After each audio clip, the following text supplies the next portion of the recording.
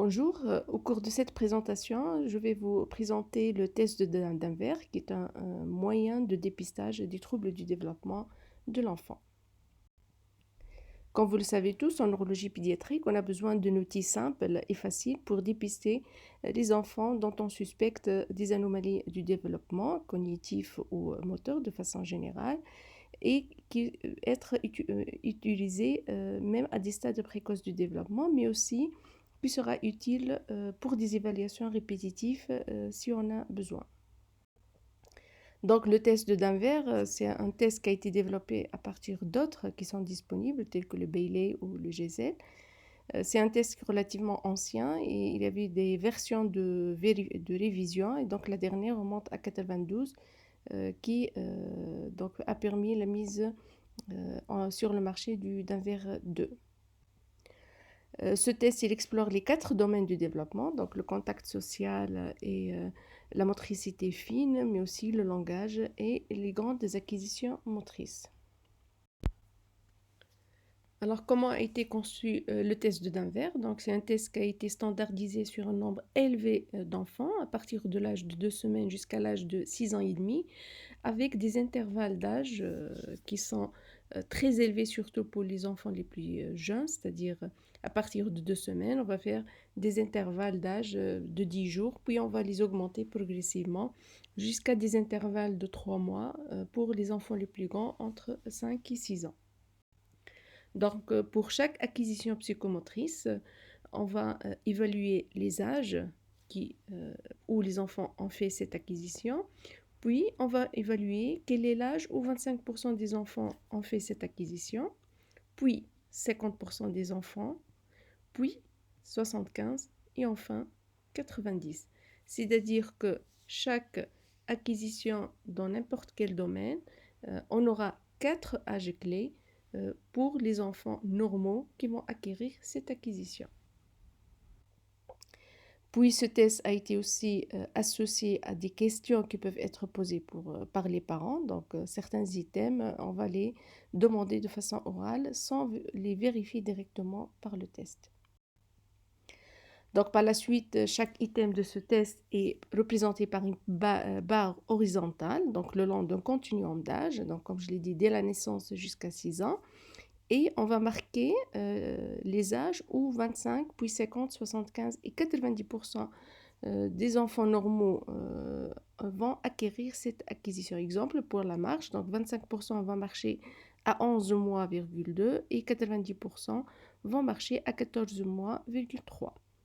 Et la partie où 75 et 90% des enfants vont marcher normalement, donc généralement, il est marqué en couleur plus foncée et inférieur à 75, et les garder en couleur transparente.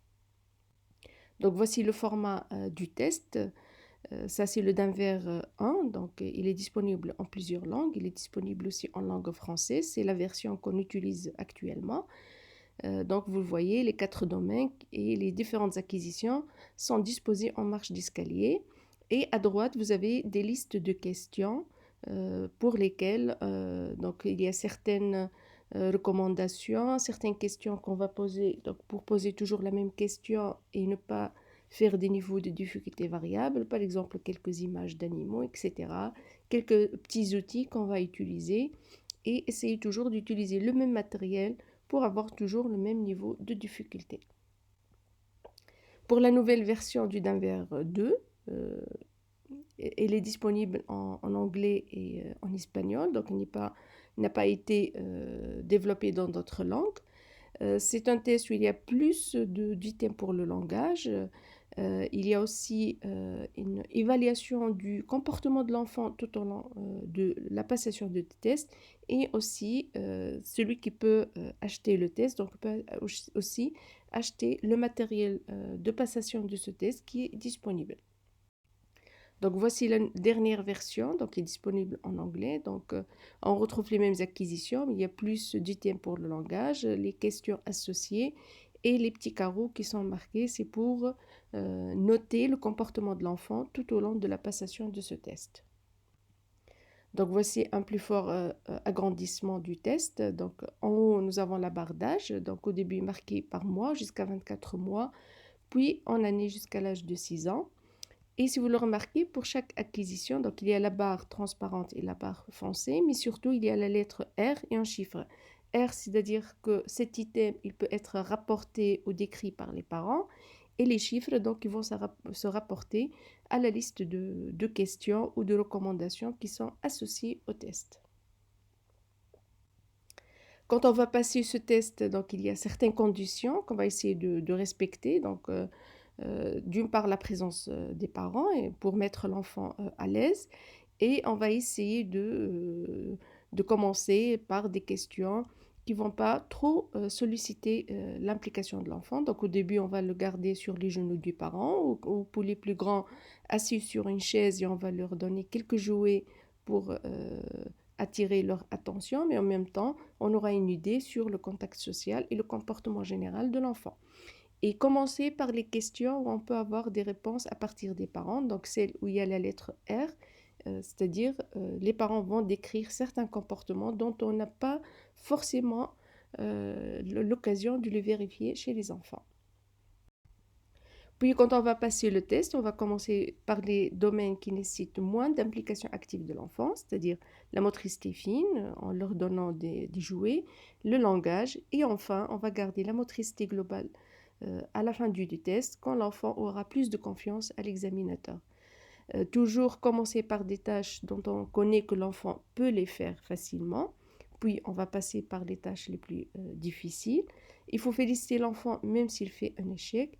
Et bien sûr, on va commencer par les acquisitions les plus proches du niveau de l'enfant, donc celles qui sont situées à gauche de la barre d'âge de l'enfant, dont je vais vous montrer le schéma. Donc, quand vous avez le test de Dunning, tracez une ligne qui correspond à l'âge chronologique de l'enfant. Puis, on va tester les acquisitions qui sont situées à gauche, c'est-à-dire dont on sait que l'enfant normal doit les faire. Et progressivement, on va avancer de gauche vers la droite et on peut aller pour des acquisitions situées plus à droite s'il s'agit d'un enfant précoce.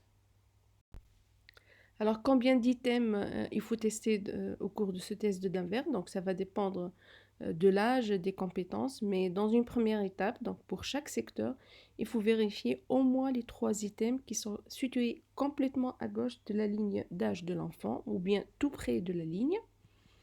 Puis, si l'enfant il est incapable d'exécuter un élément de cette étape, c'est-à-dire il va l'échouer ou bien il va refuser, ou encore il n'a pas eu l'occasion d'être en confrontation avec cette acquisition, dans ce cas, donc, on va tester les autres items qui sont situés à gauche jusqu'à ce que l'enfant va réussir 3 items successifs dans ce même secteur, comme je vais vous le montrer sur cet exemple. Donc, voici un exemple. Donc, on trace la ligne d'âge. On va tester les items qui sont situés à gauche. Donc, on va mettre P, c'est-à-dire passe, réussi, et F en cas d'échec. Donc là, on est dans un cas de figure où il y a 2 succès et un échec. Dans ce cas, qu'est-ce qu'il faut faire? Il faut aller encore vers la gauche, vérifier d'autres acquisitions jusqu'à avoir 3 succès successifs. Par la suite, si l'enfant va réussir tous les items qui sont situés à gauche de la ligne d'âge, donc on va continuer le test par évaluer les acquisitions qui sont situées à droite jusqu'à obtenir 3 échecs. Dans ce cas, on va s'arrêter et on ne va pas continuer le test. Mais à chaque fois, il faut vérifier avec les parents si ce qu'on obtient il est concordant aux performances habituelles de l'enfant. Avant de conclure à un échec, on peut essayer l'item 3 fois. Et bien sûr, prendre en considération si l'enfant il est fatigué ou bien il a envie de dormir. Dans ce cas, ça ne sert à rien de continuer le test parce qu'il sera faussé. Maintenant, comment on va interpréter le test de façon générale? Donc, on va prendre en considération seulement les items réussis ou échoués, alors que ceux refusés par l'enfant ou s'il n'a pas eu l'opportunité d'être en confrontation avec cette acquisition ne seront pas comptabilisés. Donc voici comme sur cet exemple, quand l'item échoué est situé strictement à gauche de la ligne d'âge, c'est considéré comme un retard. Alors que quand l'item il est encore traversé par la ligne d'âge dans la zone foncée, c'est-à-dire c'est l'item qui mérite l'attention parce que probablement l'enfant il fait partie des 90% des enfants qui vont l'acquérir un peu après cet âge. Donc le test, il est considéré comme normal quand il n'y a aucun retard sur aucun item des 4 domaines, ou bien quand il y a au maximum un item qui mérite l'attention, comme je l'ai montré sur cet exemple au niveau du langage. Donc attention, c'est-à-dire qu'il y a un échec sur un item qui est traversé par les lignes d'âge au niveau de la barre foncée. On ne va pas comptabiliser les échecs qui sont situés sur les acquisitions ou sur les items qui sont traversés par les lignes d'âge au niveau de la bande blanche, comme je l'ai montré sur cet exemple. Donc, ce n'est pas un item qui sera comptabilisé. Par contre, le test de Denver est considéré comme suspect quand il y a au moins 2 items qui méritent l'attention, comme je l'ai montré sur cet exemple. Donc 2 échecs sur 2 items qui sont traversés par la ligne d'âge au niveau de la barre foncée. Ou bien quand il y a un retard sur un item, sur l'un des domaines, comme je l'ai montré sur cet exemple. Donc l'acquisition qui est échouée, elle est strictement à gauche de la ligne d'âge. Donc quand le test de Denver est suspect, il est idéal de refaire le test dans quelques temps, 1 à 2 semaines, pour s'assurer vraiment de la pathologie suspecte chez cet enfant. Aussi, il y a des variations qui sont liées à l'âge, parce que c'est un test valable aussi bien pour les filles et les garçons. Donc les garçons seront plus précoces, par exemple pour apprendre à lancer une balle ou pour connaître l'opposé des choses, alors que les filles seront plus précoces pour certaines acquisitions motrices, telles que la marche sur talon et pointe, ou au contraire pour apprendre les différentes parties du corps. Donc le test de Denver, c'est un test très utile pour évaluer le développement global de l'enfant, mais ce n'est pas un test d'intelligence. C'est un test pratique de réalisation facile. Il permet un dépistage précoce pour alerter sur l'éventuelle existence d'anomalies du développement de l'enfant en le comparant à des enfants normaux de son âge, mais il n'est pas prédicteur d'anomalies ultérieures par contre. Ce test présente aussi certaines limites. Mais même si c'est un test qui est rapide, de réalisation facile, qui ne nécessite pas vraiment une formation, donc on va l'apprendre au fur et à mesure qu'on va passer le test, mais c'est un test qui n'explore pas, par exemple, la communication. Il nécessite une certaine prudence vu les conditions externes qui peuvent modifier le test. Aussi, il n'offre pas un score pour pouvoir le comparer et il n'est pas adapté pour toutes les populations. Je vous remercie.